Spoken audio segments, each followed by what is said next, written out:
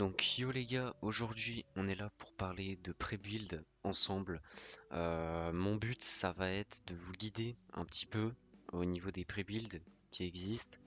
On va voir donc ensemble quels sont les pré-builds à éviter, quels sont les pré-builds qu'on peut recommander. Mon but, je tiens à le préciser parce que bon, ça pourrait être mal interprété, c'est pas forcément de chier sur les marques qu'on va citer aujourd'hui. Le but, c'est purement et simplement de l'analyse, voir lesquels sont bons, lesquels sont moins bons. Vous allez voir, donc notamment, on va traiter Flow Up en tout premier. Euh, Flow Up, je les critique beaucoup, c'est vrai, notamment dans les lives TikTok, hein. Quand on me demande mon avis, je suis pas très positif à leur égard. Mais vous allez voir, bon, je vais essayer de trouver un truc positif à dire quand même. Alors, bien sûr, quand on achète un pré-build, il y a une raison. Ces gens-là, il faut les comprendre, c'est des gens qui n'ont pas envie de se faire chier à monter un PC, même si ça reste relativement simple et accessible. C'est des gens qui n'ont pas envie de prendre de risques, c'est des gens qui ont envie d'être tranquilles avec une garantie. Et ça, vous devez respecter ce droit. C'est pas parce que vous savez monter un PC que tout le monde doit savoir le faire. Donc au niveau de FlowUp, alors FlowUp, on est sur une, bon, en soi une entreprise belge, si je me trompe pas du coup, logiquement, vu que eux ils sont belges, mais on est dans le marché francophone, hein. Alors je me suis dit pourquoi pas analyser donc trois de leurs PC.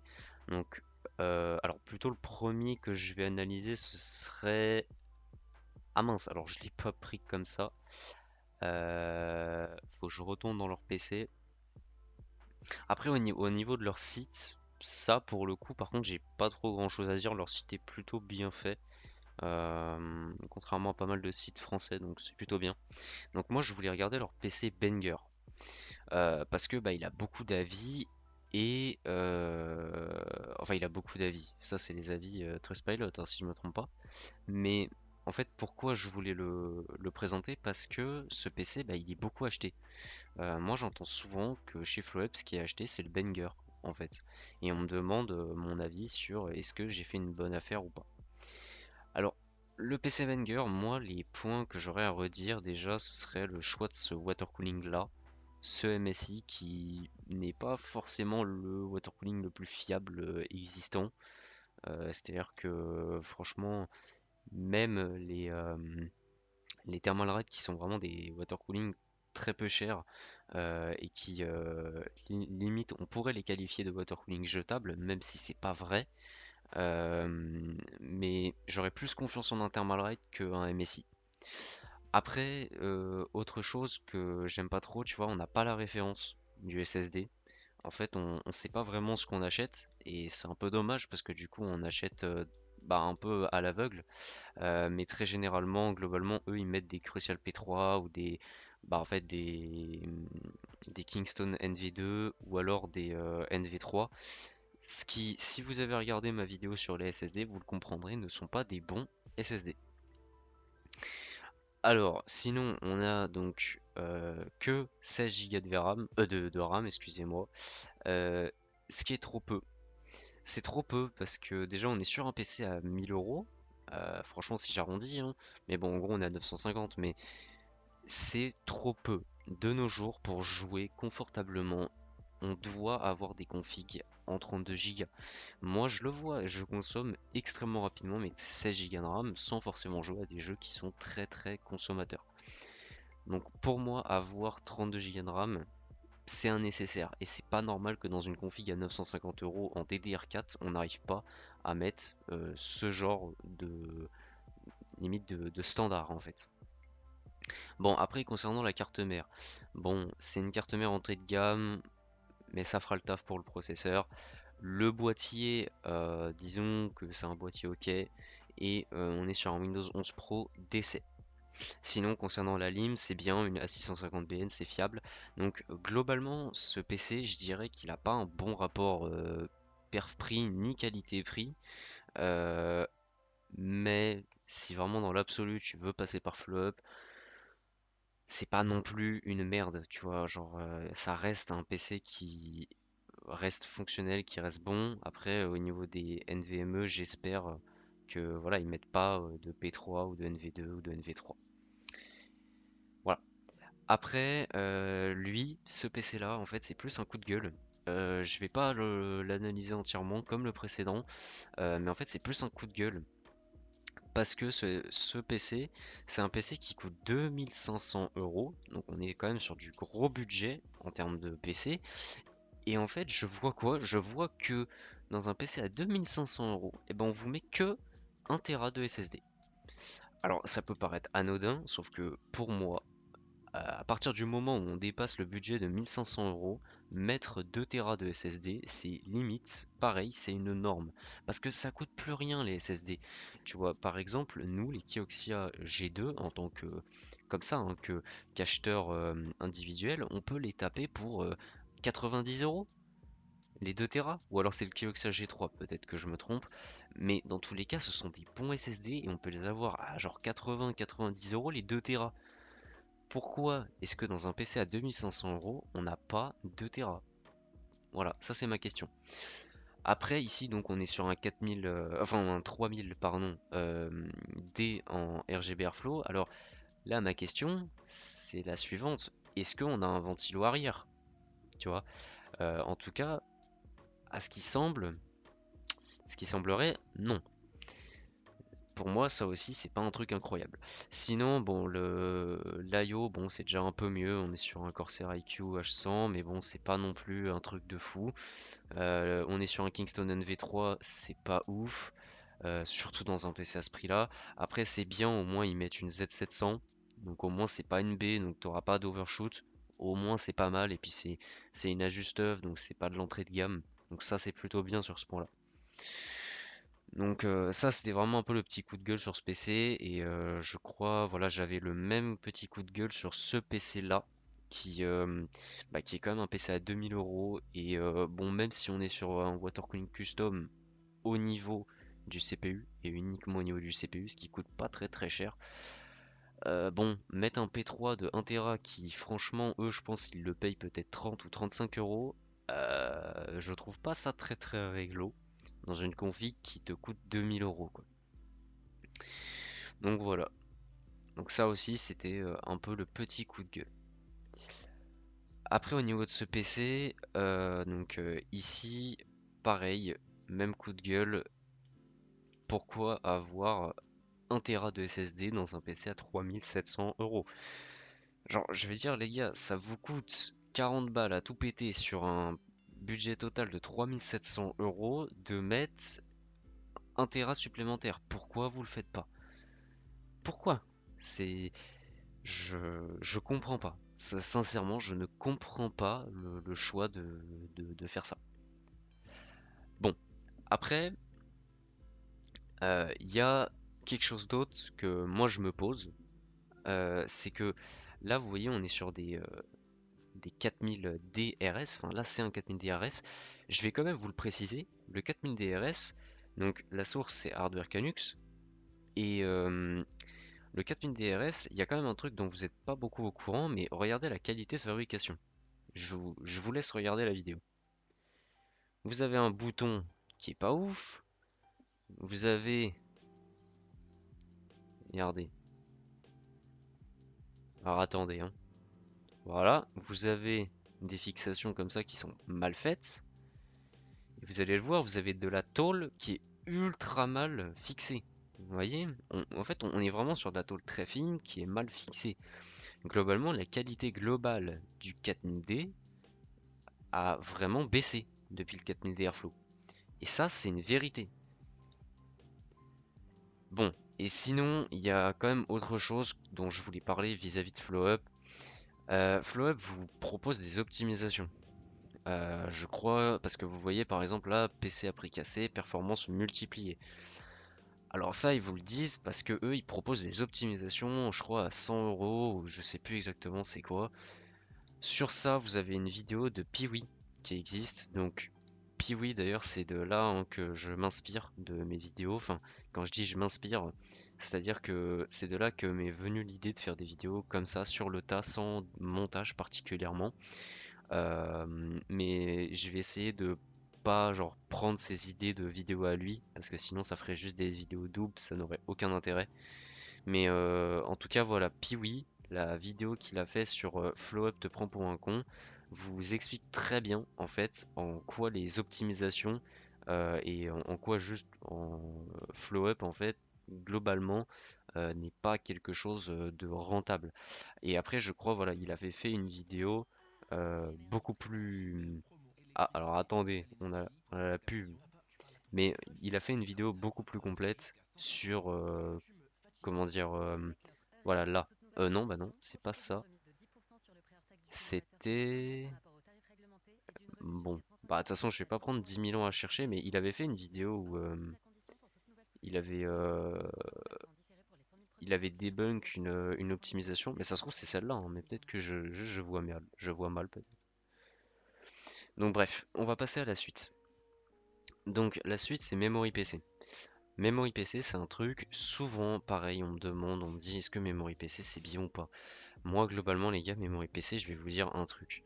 En fait, le gros problème de Memory PC, regardez, je vais vous prendre un exemple tout bête. En fait, Memory PC, leur problème, eux, c'est qu'ils sont en Allemagne. Donc déjà, les temps de SAV peuvent être très longs et les temps d'envoi aussi. Ça arrive pas pour tout le monde, mais parfois c'est très long. Et là, vous avez le même genre de problème. Vous n'avez que 1 Tera de SSD pour 2400 balles. Enfin, moi, je trouve que c'est pas suffisant du tout, en fait. Après, ça reste que mon avis, hein, mais c'est pas suffisant. Après aussi un truc dont on n'a pas cité, c'est que bah, très globalement, là chez FlowUp, hein, avant, en fait on a quasiment à chaque fois que de la RAM Corsair. Après ça je le cite pas comme souci chez les pré-builds parce que théoriquement ils sont censés avoir été testés et ils sont censés marcher. Donc même si c'est de la RAM Corsair, c'est pas censé être grave.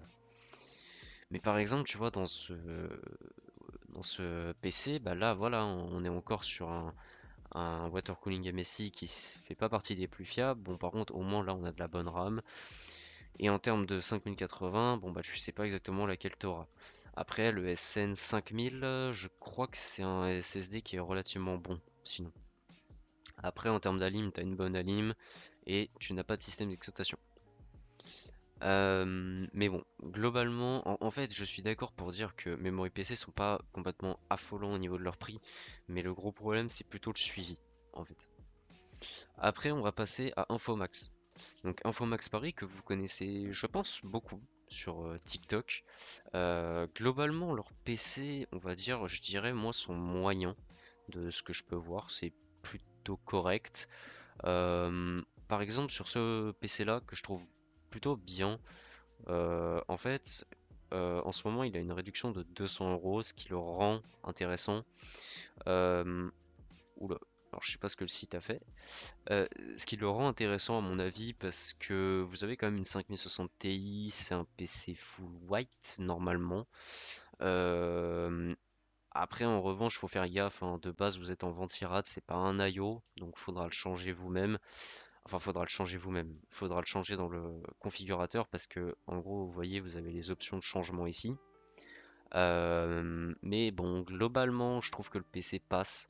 Même si tu es sur une CM qui est très entrée de gamme, au pire, tu vois, avec la réduction de 200 euros, ce que tu peux faire, c'est rajouter bah, la CM ici, donc la Gaming Plus, qui est une bonne CM, hein. Par exemple, comme IO, tu peux mettre soit un Thermalright Aqua Elite 360 ou alors un Aqua Elite 240, un peu au choix si tu veux. Alors bon, dans l'idéal, tu vas mettre un blanc, je suppose. Mais bon, voilà. Mais globalement, ce PC, c'est pas un échec. Je trouve pas. Dans la globalité, ça va, même si, bon bah, par contre, le SSD, de ce que je comprends, euh, en fait, le SSD, on n'a pas vraiment d'infos. On sait que potentiellement, ce serait un E100 de chez Crucial. Et le E100, je crois, il est plutôt correct. En tout cas, il est meilleur qu'un P3 de souvenir. Après, on a PowerLab, donc pareil, qui sont plutôt connus sur TikTok, hein. Donc Donc de Infomax, bah, je dis salut à Joris, et puis bah, PowerLab, salut à Hugo.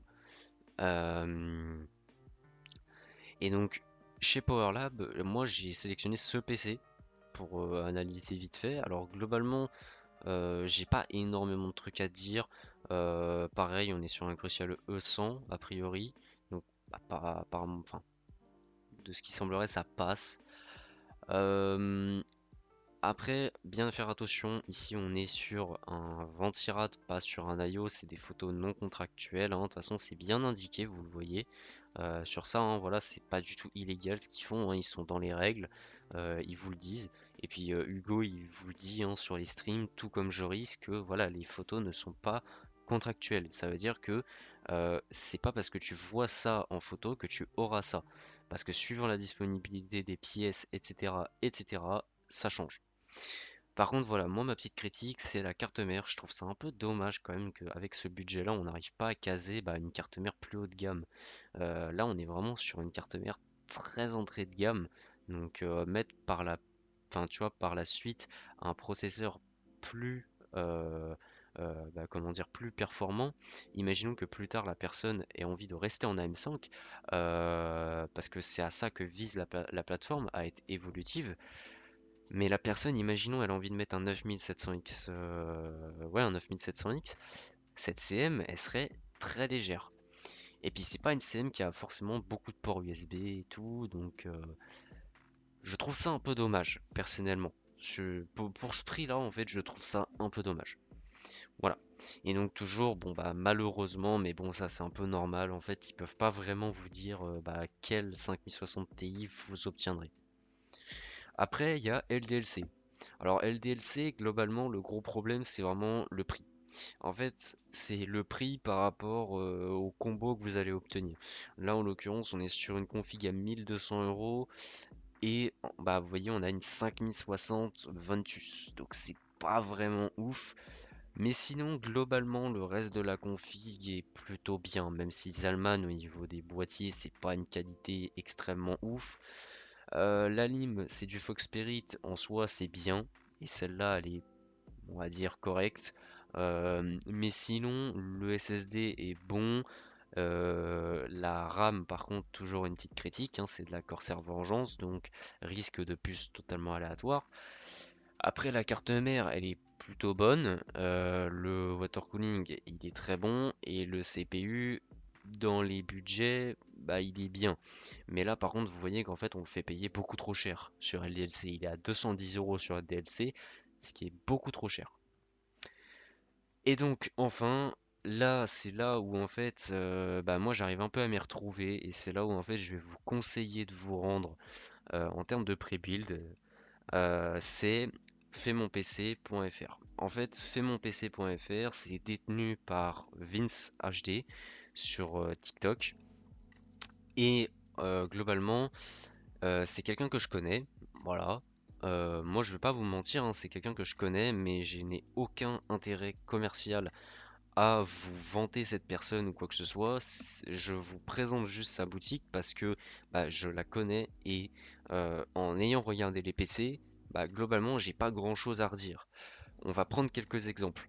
Par exemple, ce PC là qui coûte 800 €. Alors, vous avez une RX 7600 et un 5600. Mais par contre, ce qui est bien, ce que je trouve bien, alors vous êtes sur 16 Go de RAM. Bon, ça c'est le seul petit hic, mais en soi, vous rajoutez 16 Go, ça coûte peut-être 30 € de nos jours. Euh, et après, le problème est corrigé. Mais par contre, ce qui est bien, c'est que vous serez sur une B550, et ça, je le sais avec Vince, vous serez pas sur une B550 très entrée de gamme, il va vous mettre une bonne B550. Au niveau des M2, alors il vous donne pas l'info, mais globalement, lui, il vous mettra pas de P3, il vous mettra pas de NV2, il vous mettra pas de NV3. Après, au niveau de la MSI, donc ça, ce sera une A650BN, et au niveau du Ventirad, c'est un Thermalright. Le boîtier, c'est celui que vous voyez à l'écran, et la carte graphique, comme il vous le dit, c'est selon stock. Après, voilà, si on regarde au niveau bah, des autres configs, globalement, celle-ci, par exemple, il y a une réduction, ça vous permet d'aller sur AM5 pour 900 €. Et en fait, moi, ce que j'aime bien dans ces configs, si vous regardez à chaque fois, hein, c'est qu'en fait, on a quand même en fait pas mal d'infos sur ce qu'on va réellement avoir et surtout en fait moi ce que j'aime bien c'est que vous aurez pas de la merde. C'est-à-dire que en fait ce que je trouve vraiment bien c'est que tu vois il n'y a pas de composants random notamment euh, par exemple, tout à l'heure, j'avais critiqué les PC de FlowUp à 2500 €, il y avait 1 Tera de SSD et en plus, c'était pas du bon SSD.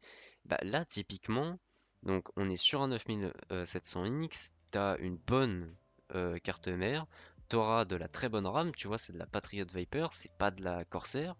En termes de SSD, là, tu n'as pas un P3, c'est un SN770. L'alimentation, c'est une 80 plus Gold. Alors, moi, je vous le dis, généralement, il met des Corsair ou alors euh, ouais, je crois que très généralement, il met des Corsair, Vince. Il met des RM. Donc, c'est des très bonnes animes en fait. Au niveau du boîtier, pareil, t'as un boîtier qui est très quali. Et au niveau de la carte graphique, c'est pas le modèle, genre, c'est pas le pire modèle. La Zotac Solid, c'est pas le pire. C'est pas la meilleure, mais c'est pas la pire. Et tu vois qu'au niveau, par exemple, d'un PC, même par exemple à 1500 € ou par exemple 1600, bah celui à 1600, pareil, t'as un 7700, t'as une bonne carte mère, tu vas avoir, bon là tu auras 1 Tera, mais en fait tout le reste de bonne qualité, en fait, tu vois. Et moi, c'est ça que j'aime bien chez Vince. Et c'est pour ça que, personnellement, si vous voulez un PC pré-build, bah moi je vous conseillerais plutôt de vous orienter vers faitmonpc.fr. Donc voilà, globalement, sur cette vidéo, c'est tout. Je tiens encore à le préciser, mais la vidéo, elle n'a pas pour but forcément de redescendre les boutiques. Vous voyez que, enfin, il y a quand même des petits points positifs qu'on peut trouver chez FlowUp. Il y a des petits points positifs qu'on peut trouver chez LDLC. Après, voilà, là où vous avez quand même le plus de points positifs, ça va être chez Infomax, chez PowerLab et à mon avis, encore plus chez faitmonpc.fr. Parce que en même temps, c'est normal, lui c'est un particulier, il a besoin de se mettre une moins grosse marge et il peut mieux ajuster ses prix. Donc voilà, c'est tout pour moi. A plus les gars, portez-vous bien. Ciao bye.